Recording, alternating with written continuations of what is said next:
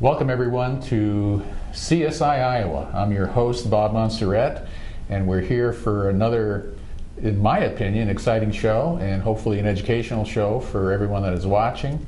As you can see that I have a guest that I brought with me today, and his name is Dennis Chapman. Dennis works in the DCI crime laboratory just like I do. We don't work in the same section, but we do work and often see each other passing in the hall and and talk. But we've known each other for, wow, I would say over 31 years. And we have a show today that is pretty important to us. And it's a show based on an event that took place in Iowa over 21 years ago. And this event happened to be the crash of United Flight 232 in Sioux City, Iowa. This took place July 19th, 1989. So Denny and I were involved in the recovery. And the thing you have to understand is there's rescue and there's recovery. Rescue is when the emergency personnel go in and look for those that are injured. Those obviously that were a part of the incident. They go in and do the work that they need to do to save the people, to save lives, and then our job is to recover those that didn't make it, those that had died in this particular event. I think for both of us, wouldn't you say that this was the largest event that we took, or I should say, a largest disaster that we ever worked together? Yes, totally. And we both had worked crime scene investigation for a lot of years. Denny was working even before I came to the laboratory, so we did a lot of homicide, CSI type work. But when this plane went down, we were involved in an event that we never expected we would work through in our lives. You never expect that you're going to be working a disaster to that magnitude. And so we were both called out at the same time to go there, and we were there for, I'd say, at least 3.5 days. Wasn't that right? 3.5? That's correct. And Denny, you were taking some of the photos at that scene, weren't you?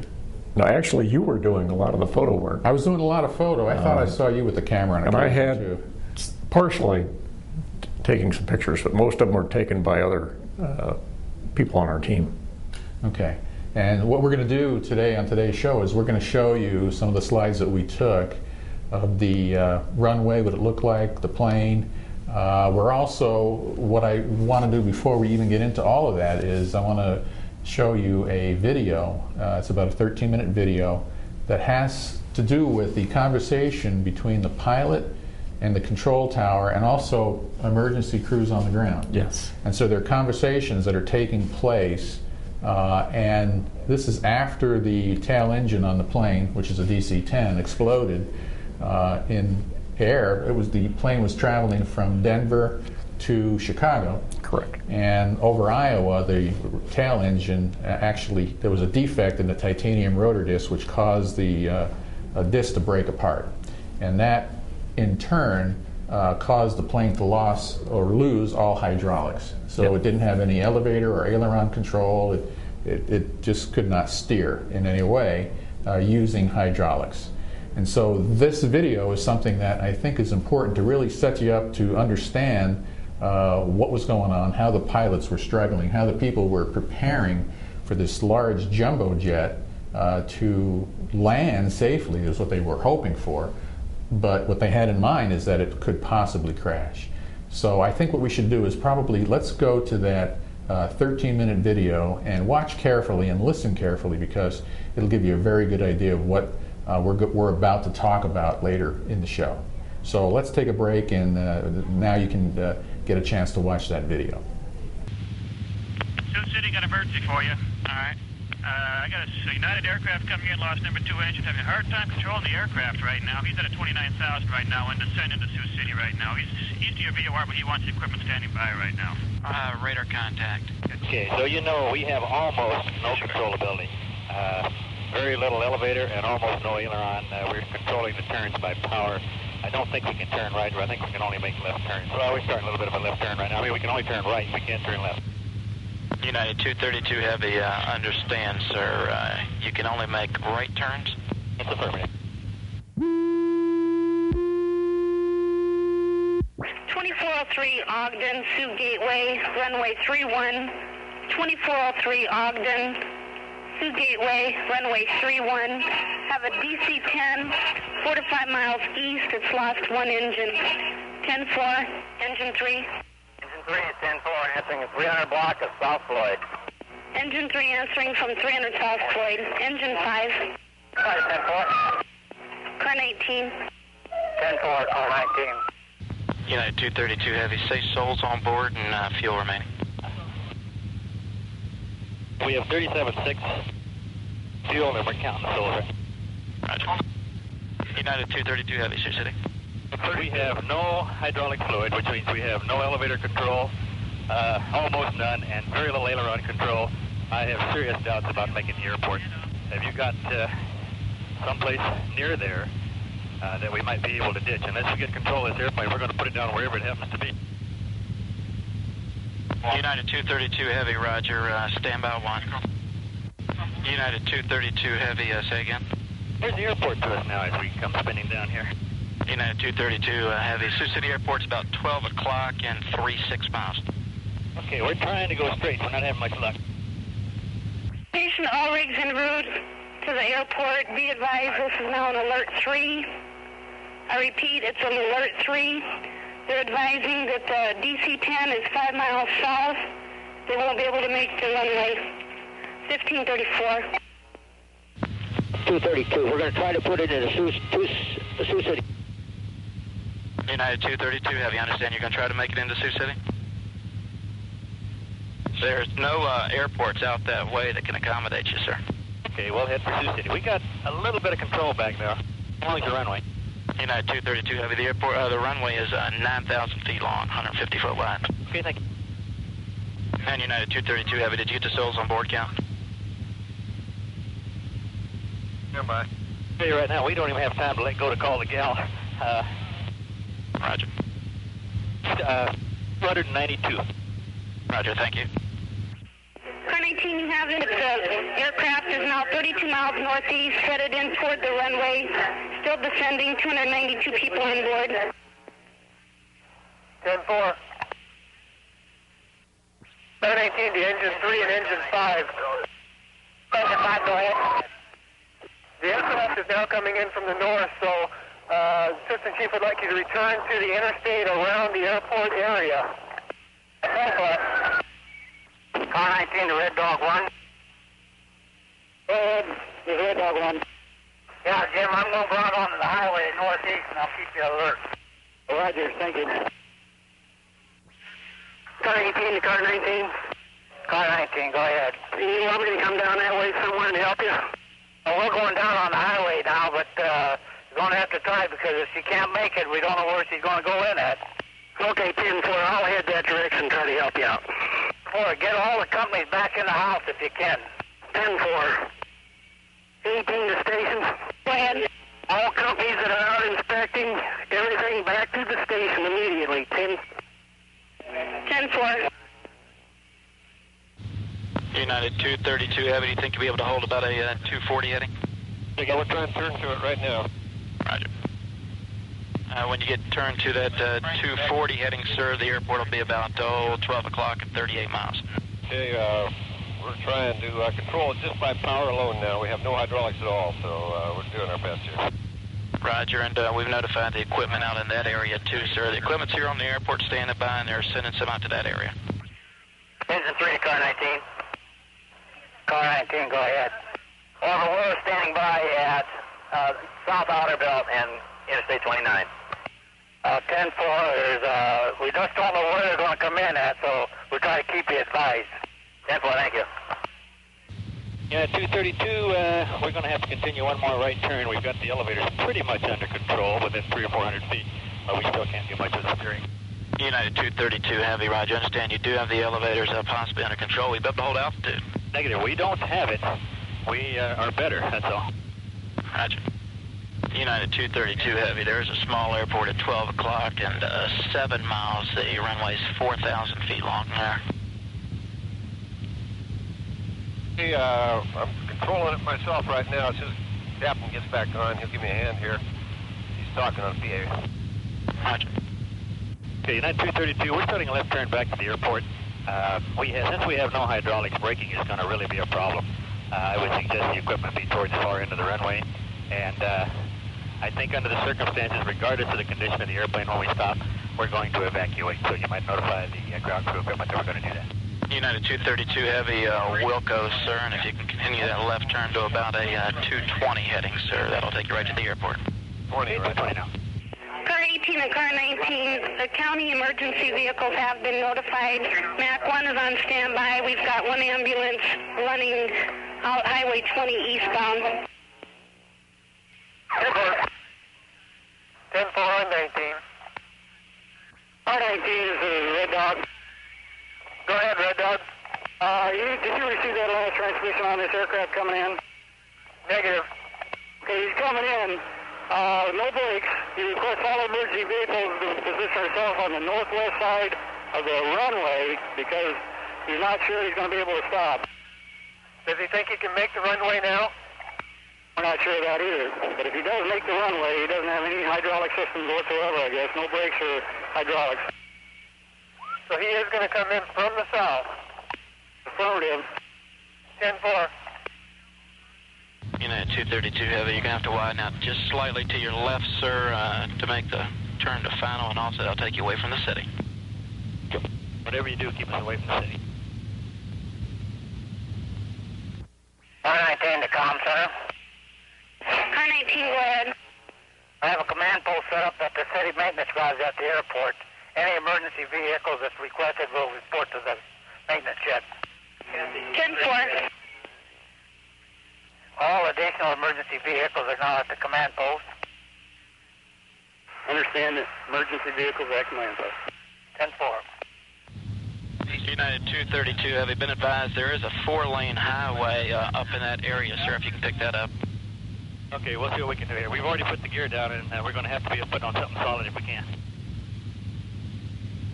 United 232 Heavy, roger. Can you pick up a road or something up there? We're trying. It's still anywhere from 2,000 feet up to 1,500 down now in waves. Roger, Mark. United 232 Heavy, can you hold that heading, sir? Yeah, we're on it now for a little while. United 232 Heavy, roger. That heading will put you, currently 15 miles northeast of the airport. If you can hold that, it'll put you on about 3-mile final. Okay, we're giving it heck. Station to all rigs. This aircraft is 6 miles east of Hinton and still descending. Ready for has the plane in sight at Lawton. He is descending. Car 19 to Red Dog 1. I copy that, Car 19. 10-4. Man post 19. Go ahead. A medic corps advises he has has good altitude. It appears he might make it. 10-4. Center, this is Engine 6. We have the DC-9 coming, or 10 coming across just off the Morningside Avenue. 10-4. We got him in sight over here. United 232 Heavy, roger. The airport's currently at your 1 o'clock position, 10 miles. And United 232 Heavy, if you can't make the airport, sir, there is an interstate that runs north to south to the east side of the airport. It's a 4-lane interstate. We're just passing it right now. We're going to try for the United 232 Heavy, roger. And advise when you get the airport in sight. Got the runway in sight. We'll be with you very shortly. Thanks a lot for your help. United 232 Heavy, the wind's currently 360 at 11, 360 at 11. You're cleared to land on any runway. You want to be particular and make it a runway, huh? Say the wind one more time, please. Wind 010 at 11. Okay, we're all three talking at once. Say it again one more time. 010 at 11, and there is a runway that's closed, sir, that could probably work too. The south, it runs northeast to southwest. Pretty well lined up on this one, or I think we will be. All right. Get. United 232 Heavy, roger, sir. Yeah, that's a closed runway. That'll work, sir. We're getting the equipment off the runway, and they'll line up for that one. How long is it? 6,600 feet, 6,600, and the equipment's coming off. Car 3 to Car 19. Car 19, go ahead. Yeah, we're at the industrial interchange right now, and we've got a large airplane coming in from the northeast. They look like they do have plenty of altitude at this time, but we're not sure that this is the engine, or this is the plane. 10-4, he's sending now. We hope he can make it in here, but what happens when it gets in is another question. At the end of the runway, it's just a wide open field, so the length won't be a problem. Okay.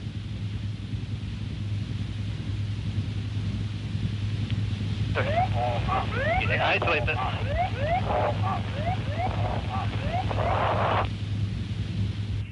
Plane of 19, he's coming down real fast down the south end. Okay, all right, stand by over there. He's on fire. He's down.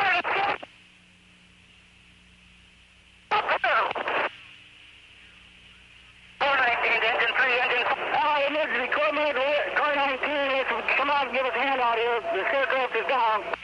10-4, all of them coming in the stand by on the station. I'm going to the scene. Bye. 419, go ahead. Orville, what's the situation out there? Well, the plane is completely demolished on the ground. 10-4, you're going to need a lot of additional assistance out there, it sounds like. 10-4, I got engine 3, engine 5, and truck 3. I'm going out to the scene now. I'll advise you in just a few minutes. 10-4, I'm going to go ahead and go en route out there to the command post. Let me advise anything that you need. I'll have the comm center go ahead and notify emergency hospitals and also the ambulance.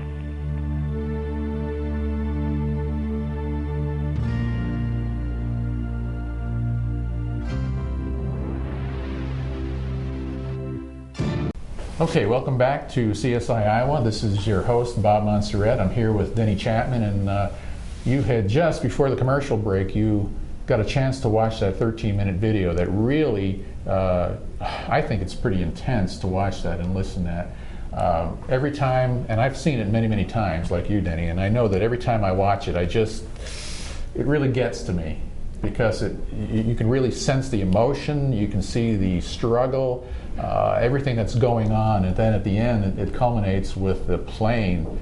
And I remember watching that and listening to that voice recorder saying, pull up, is that automatic voice, and they can't pull up. They can't do anything because that plane is pretty much out of control, and all they have is engine thrust to try to control it. And so then, of course, when we see that thing tumbling down the runway and bursting into flames, everyone that was there, and we weren't there at the time obviously, but talking to those people, they felt like everyone on board that plane had died. Yes. They didn't think there would be any kind of survivors. And I remember when we were both there, we didn't see any of this. Remember, we went back to the school, and then they had replays of what had happened, and we were just looking at that saying, I can't believe that there were any survivors. And yet, would we have 184 survivors? Yes. Yeah, we had 184 survivors and 112 people that had passed away. Actually, it was 184 survived, but there was 111 that did pass away. Mm-hmm. But listening to at least the audio between the tower and the airplane, I mean, they were basically in the air for about 30 minutes. Kind of puts you in the perspective of how the passengers probably felt as well.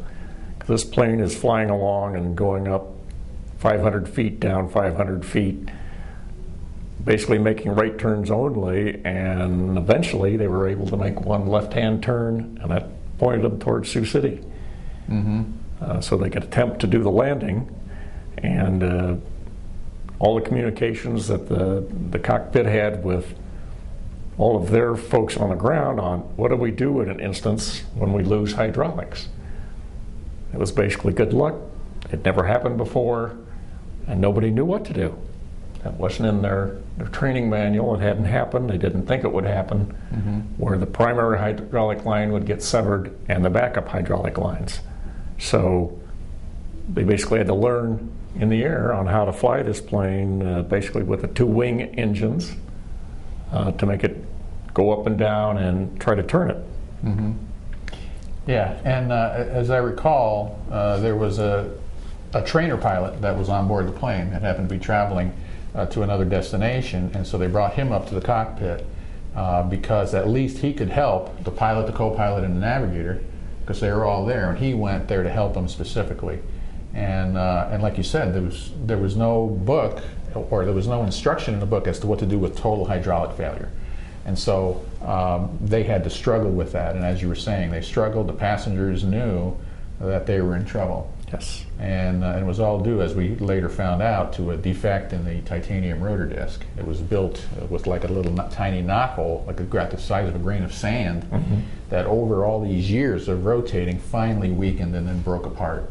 And when that happened, it sliced through the hydraulic lines. And wasn't that a mistake also? I mean, when they built the plane, they built all three lines that converged in the same place in the tail section. So one piece of shrapnel came through and cut all three. Yes.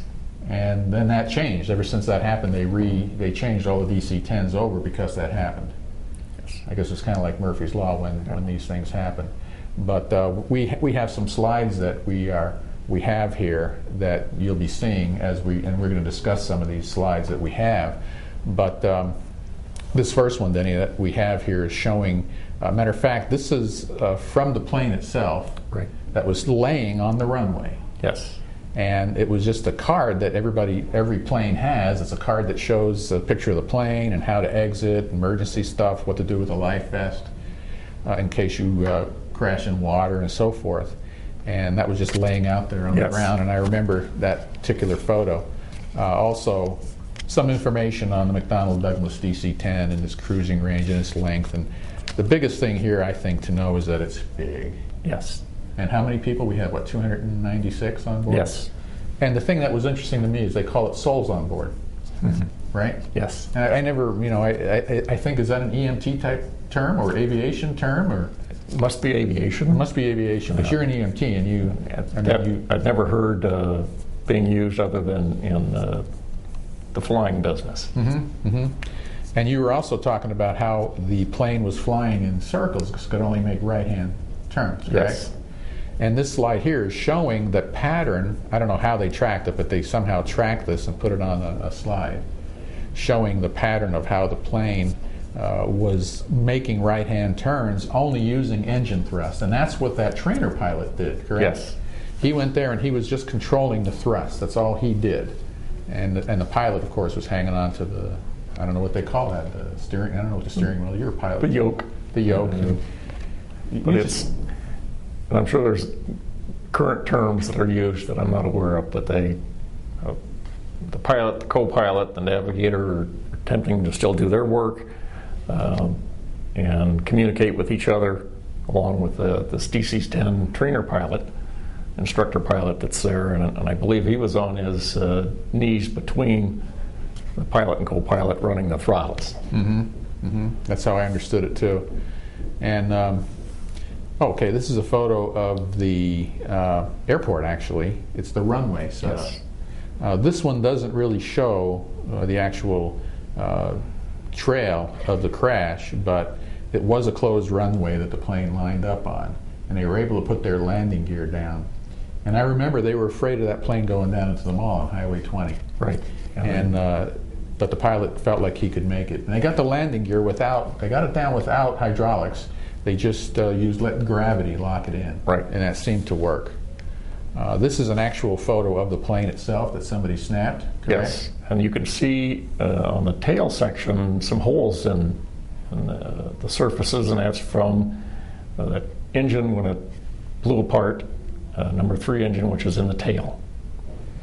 Right. And there's also a cone piece of the fuselage that's on the tail section that's also missing at this point. Yeah, and you can see the gears down, and you can see the holes in the tail section area. And that's a definite crippled plane. They're coming in faster than normal. They usually land at about 150 miles an hour, and they were at approximately 250, which is a lot faster than they normally attempt to land the planes. And so they knew they were fast, and they weren't sure if they'd be able to get it without going off the end of the runway. Right. And the tower had told them the length of the runway, which you heard in the video, and there was nothing but farm fields west of it, so if they ran off the hard surface, they'd be in basically on the soil. Mm-hmm. And this picture is actually showing an aerial view of the runway, and you can see a lot of black from the burning. Yes, so the fuel. One of the tanks that burst and was burning outside of the fuselage at that time. Mm-hmm. I, along with you, we both have had a chance to talk to the pilot, Captain Haynes, since this crash. And I remember specifically talking to him when I was at the airport. I saw him because he travels a lot. I don't know if he still does. But he was saying that when they were coming in to line up on the runway, they decided to kill all the engines all at once. And he said for some reason, the right wing engine accelerated. And that acceleration lifted the plane wing so that the left wing came down hard and hit on the left side there. And then drove the big strut, or whatever you call it, the landing gear, right into the concrete. And it went right through the concrete and dragged, what, 7-8 feet? Probably. Is that what you remember? And that caused the plane to come up, as I recall, on its nose and then start to break apart. Right. But this next slide shows the path of the plane, how it veered off of the runway. This is another shot that shows the scraping of the metal parts on the runway and the concrete itself. You can see that in the burn pattern. Do you remember they did dump some of the fuel from the plane?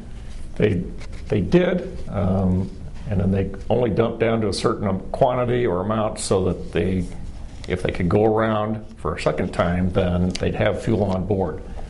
And I couldn't tell you what that minimum quantity is that they could keep on board, but they had dumped some fuel. Mm-hmm. They dumped some, but what was left ignited. And that's why we see the burn pattern on that particular place. And this is another angle showing the burn pattern. You can start to see where the plane veered off through the soybean field and off into the cornfield. Right. You can see on this slide quite a bit of debris from the belly of the plane. From the luggage hold compartment, so any suitcases, anything else that was being shipped on the plane was outside. I remember walking over there and I saw money, bills flying around. I saw tape, like videotape and clothing and everything that was just mixed in, and plane parts that were all over that runway. Obviously also mixed in with people that did not survive, the victims that tumbled. And that's the thing that I think we remember, is that plane started breaking apart, and as the tail section broke off, people that were sitting and still strapped to their seats were thrown out of the plane. Yeah, and on this particular slide, on the far left side, you can see a white object above the main runway, and that's the tail section. And it was interesting to hear Captain Al Haynes say, had the plane not broken into all the parts that it did, nobody would have survived. But his comments, basically that's why a lot of people survived. Yeah, I remember the captain I remember one time when I saw him, I said to him, I appreciate what you did, and the fact that so many people survived. And he was pretty upset because he wasn't thinking as much as the people surviving, but he was thinking about the people that had died and that he couldn't save them. And that was really bothering him. And I said to him, I said, maybe other people have told you these things. He said, but there are many positive things that came out of this. And he goes, he says, when people usually talk to me, they usually say a lot of good things come out of this. And he says, but you didn't say good, because I hate the thought of saying good, because there was nothing good. He says, but you said positive. He says, I like that term. I like that term, that many positive things came out of this. So, I thought, well, I didn't intend to, get him upset, but so many people talked to him about these situations. And but that was an interesting about him, that he was very upset about those. Now this is another close-up that shows emergency vehicles. This almost looks like a staging area, kind of. It was kind of a staging area for initial responders that came to assist in the recovery of the survivors. And the soybean field is over on the right side, and on the left is the cornfield where a path cut through. Yes. Again, it shows the tail section here. You see a better view of it, and then you see the rest of the bulk of the fuselage that's sitting upside down, actually, in the cornfield. And we had, I can't even remember how many people tumbled down the runway. It was probably 65 or something like that. I'm not even sure how many, but they were still strapped to their seats. Yes. And as I recall, they tumbled about 2,500 feet or so. At least, if not over 4,000 feet, and maybe 4,500. So that's a lot of, and that's coming in at 250 miles an hour. And so I remember I happened to be testifying in court that day, and I turned on the radio, WHO radio, and they had made the announcement because it was slightly after 4 o'clock, and they said a jumbo jet just crashed in Sioux City. And I remember getting on the well, we didn't have cell phones back then, but I got on the radio, state radio, and I said, "Are we going to be involved in this particular disaster?" And they said yes. So I was told to proceed with the vehicle I was driving over to Sioux City and get there as fast as possible. So I didn't know what to think of this. I mean, I just don't know. But these slides are showing what we were facing. And this is some close-up. It shows the landing gear putting a rut in the grass there, and the scraping as it came in.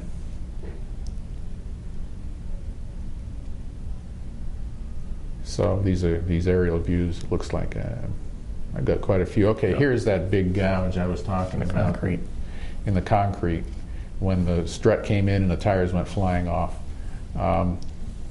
These are the things we really didn't see till afterwards. Right. That we went out there later to see that. But this is a slide that shows how the plane broke up. Yes. And it also shows where the fatalities were. Which one's the fatalities? The red squares, or the seats where the fatalities were. The orange colored squares are the survivors, and any white seats were unoccupied or they were compartments. And so you can see a large amount, where the tail broke out behind the wing engine. Now, I know there were people that fell out when the tail section broke off, but then these are the people I remember that were still inside the plane when it was upside down, and that we went in there and retrieved a lot of those people from there. Correct. The ones that walked away from it, for the most part, were in front, pretty much behind first class, but in front of the wing section. It's almost too bad that don't have at least a seating arrangement in the cockpit, because the pilot, co-pilot, navigator, and the DC-10 instructor pilot, they all survived. And that, you'll see pictures of what that looked like. There's not a whole lot left of the cockpit. That's the thing that's amazing. Just amazing. Too. So we're about ready to take a break right now, and after the break, we're going to get into more slides that are going to show this the cockpit where the 4 crew members were, the pilot and so forth, and it's going to be unbelievable that they could even survive in that mess. So you're watching CSI Iowa, and I'm your host Bob Monserrate, and Denny Chapman is my guest, and we'll be back after these few messages. Welcome back to CSI Iowa. This is Bob Monserrate, your host, and I'm here again with Dennis Chapman, and we're talking about the United 232 crash in Sioux City. And before the last commercial, we were talking about the cockpit and the amazing thing that happened on that particular situation. And so we're going to continue with what we were talking about. The plane actually came in, it started breaking apart. The main bulk of the fuselage ended up in the cornfield upside down. Yes. And there were a whole bunch of people that were still in that fuselage, and many of the people got out.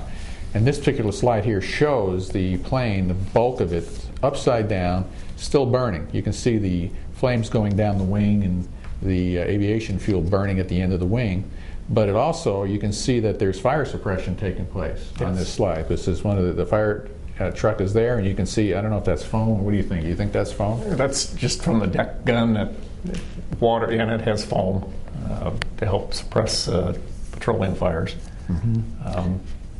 So that was something that the fire service got there fairly quickly from the airport fire station, and because of flame retardant materials that had been used in the seats in the plane and the interior of the plane, a lot of lives were saved just because of that. And the fire service people were able to help, people escape from the fuselage prior to it really burning. I heard that they had a brand new tanker truck that was in there that they couldn't get the water out. Right, a valve failed, and they had to do some quick thinking to determine how to get it into service, which they were able to do. It's one of those things. And this is again showing the fire trucks trying to battle that flame just from a different angle. Yes. The plane was burning. You can see the corn there in the field. And this photo here is showing the interior of the plane in flames. And I never saw this. This was just a photo that was taken for us from one of the workers that would happen to be out there. But one of the things I remember when I would go back and dream about what had happened is, in a dream, I would see this photo. And I would actually hear the fire, the flames. And this is just what my brain did to me. And I could, and I hate to say it, but for me, I could actually hear people in my dream screaming. But that was me, again. That was one of those stress reactions that I had from that. And this is, you can see the foam after the fire looks like it was pretty much suppressed at that point. And we both were working in that. I remember we were both inside that plane recovering. This one here these are the tracks of the people that were walking that survived the plane crash, correct? Right. And the corner was tall enough they couldn't see, so they started walking over, and you can see the base of a tower that's at the top of this photo, and they walked over there, and some of them climbed up on the tower just to see where they were. And initially, they were spotted, I think, from people at the air traffic control tower in the airport, and they sent security out thinking there was sightseers, gawkers out there that were out watching what was going on, and they wanted those people removed, and here they were, the walking wounded. Right. Survivors that they didn't know that they didn't believe anybody survived. Correct. And so the corn was 7.5 feet tall, and they couldn't see, like you said, except for the tower. That's another photo of the fuselage before we got there, before we did anything. Yes. Now this is a photo that shows a bunch of rubble. With the yellow tape kind of around it. Yeah, yellow tape. Now, what's the story on that? That is basically the cockpit, and initially vehicles coming out to respond to the scene stopped there. They didn't see any sounds of anybody yelling, whatever, and they left. But they stopped coming back, and evidently they started hearing sounds of people, and lo and behold, here's the captain and the rest of the flight crew in this rubble. And it's just rubble. They survived. It's rubble that, and we have other photos that show it. Here's another picture that shows people standing all around the rubble, which you can't even tell what it is. It's just a bunch of metal and wires and all kinds of junk. And they were trying to figure out how are we going to get these guys out without injuring them, getting them out. Correct. Look at that. If you look at that, you see just a bunch of wires. And this one of these workers had a chain that they were trying to hook on to parts of the plane to lift it. And they brought in a forklift. I don't know if that shows on there. Well, there's one. It does. There. I mean, it was the air guard up there was having training, and if the plane was going to go anywhere, this was probably the best place for it to have the disaster. Everybody had been trained and had been training for disasters in the area, and the military had a lot of equipment which was used to help lift pieces of the aircraft, and they found they just couldn't tip one side of the aircraft. They had to lift it straight up, otherwise they'd injure people underneath. So they had to do some quick thinking on how to extricate the survivors that were trapped. Yeah, and in this slide you can actually see one of the pilots or navigator, whatever, on his back as they were pulling him out. And there's the forklift. Yes. Where they were lifting this rubble, which, again, how anybody could have survived that, no one seems to know. How, 184 people survived the crash. No one can believe that that was possible. But it did occur. And so I remember seeing the captain. He had cuts on his face and he had some bruises, but no one had any serious injuries that were flying on that day from the cockpit area. Right. Again, another one showing the forklift and how they were trying to lift the rubble to get the people out. And this is a photo showing the captain's chair. Yeah. Captain, and to the left of the co-pilot's seat, and that's what they were in. Yeah, and these guys actually survived that. I mean, it's just a mass of rubble. Yes. And they survived, and you can see a wing engine over on the left side of that particular photo. So we were pretty surprised. I remember when we were out there and how Morningside College put us up to sleep, and I didn't sleep at all that night. At all. I didn't sleep, and I remember the door slamming because people were coming in. Remember that? Yeah. And so that next day when we were out there to do recovery work, I was totally exhausted, just totally could not. And I remember seeing one of those big Army vans. I don't know if that's not a van, it's more of like a UPS type truck, those? And he was just sitting there, and I asked him, I said, can I go in and lay in your truck? So I went and laid in there, laid down, and conked out for about a half hour. Boy, it really made a big difference for me. This particular slide is showing the walking wounded and people that were being carried out, survivors. And was it 184th? Was that the I believe so. Air Guard group? I believe so. I think it was 184th.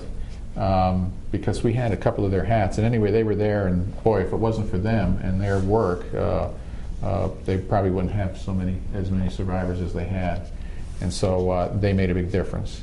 This is a staging area with all of the emergency vehicles all lined up on a runway, ready to go in and fight that. And this, as you can see, a lot of the smoke was already in place. Fire apparatus vehicles were told to park on the left.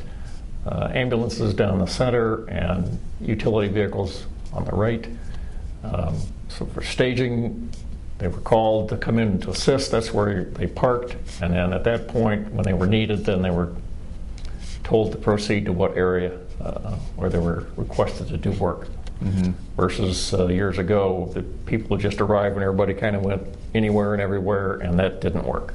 Mm-hmm. So it was organized because they had practice, just like the year before. And I remember the triage areas that were set up for people. And I can't remember. I know, they had some, depending on the color, it depended on the condition of the person. And so they had the squares laid out, and they would put people, depending on their condition, on that particular, so they know when to transport them, who had priority. Right. As far as severity of injuries. And the whole rescue took place within about an hour and a half, is what I recall. And because I remember driving up there, and when I got there, one of the people asked me, I told them I was with the DCI, and they said, okay, so what do we do? And I said, well, the first thing you need to do is take care of the people, the survivors. And they said, oh, we already took care of that. We want to know what to do now. So I was kind of surprised that it happened so fast and so smoothly, that they had so many people already transported. So that was amazing to me.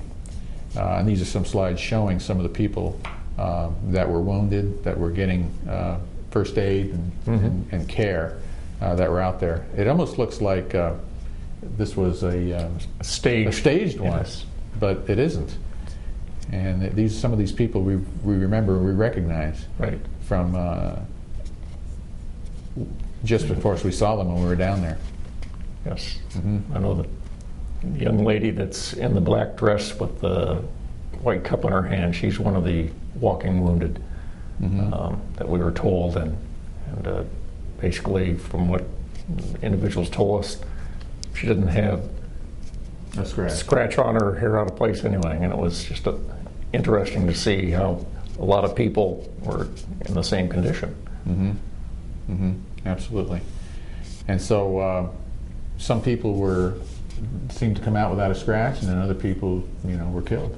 And it just happened to be the way it came down. And so, we knew our job was that we had to be in there to assist in the recovery. And so that was a big part of us. We have done crime scene investigations in the past, and so we were prepared to treat this as a big crime scene. And so that was the job we had to do. This particular slide here shows a young person on the tarmac of the runway there. Do you remember this? Not totally, other than I think he and some other gentlemen tried to leap from the plane, and he survived. And a lot of people didn't believe what he was telling them when he was at the hospital. Yeah, that he had actually opened an emergency door and jumped out. Yeah.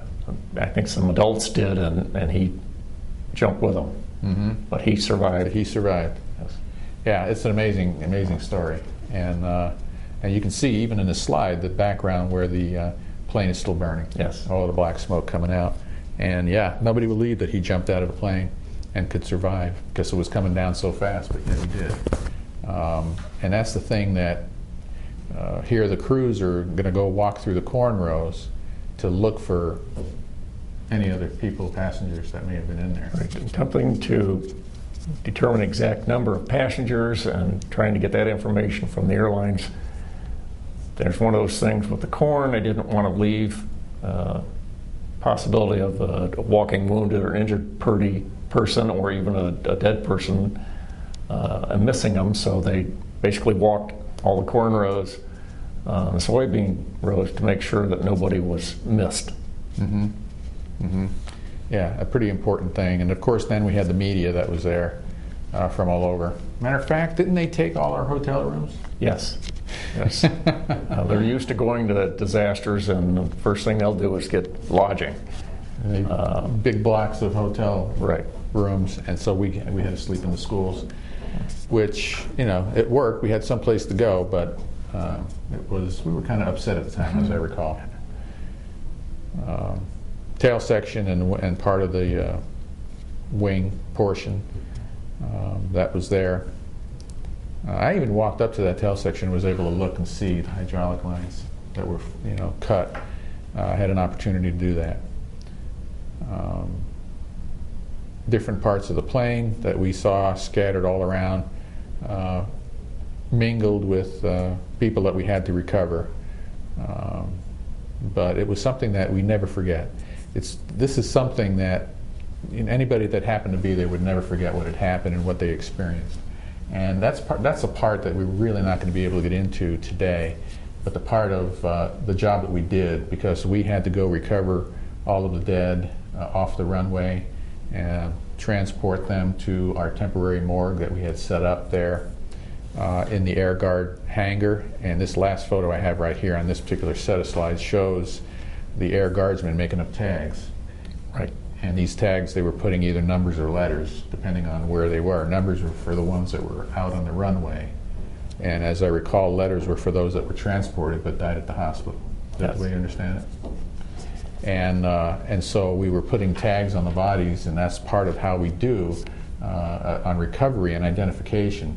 And so we did that. And like I said, we don't have enough time on this show to go over it, and it'd be nice to be able to talk about what our job was in the morgue. That could be a whole nother show, which I'd like to do to discuss that. But I also want to talk about the stressors involved, because when people do this type of work, any type of emergency service work, whether you're police, fire, EMS, medical, you name it, anybody that responds to a disaster is going to have to deal with critical incident stress related to an incident like this.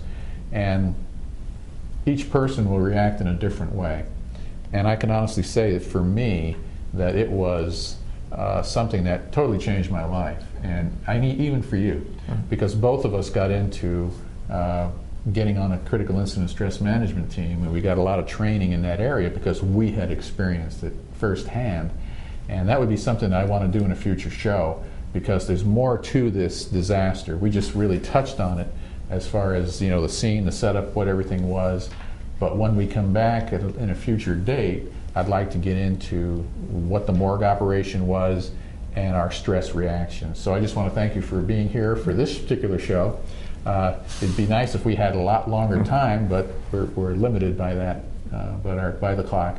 So thanks, Denny, for being here, and Dennis Chapman, who came for this portion, and we'll have him back because we want to continue this. I'm your host, Bob Monserrate. You're watching CSI Iowa on Webcast 1 Live. So we will see you probably next week. Thank you.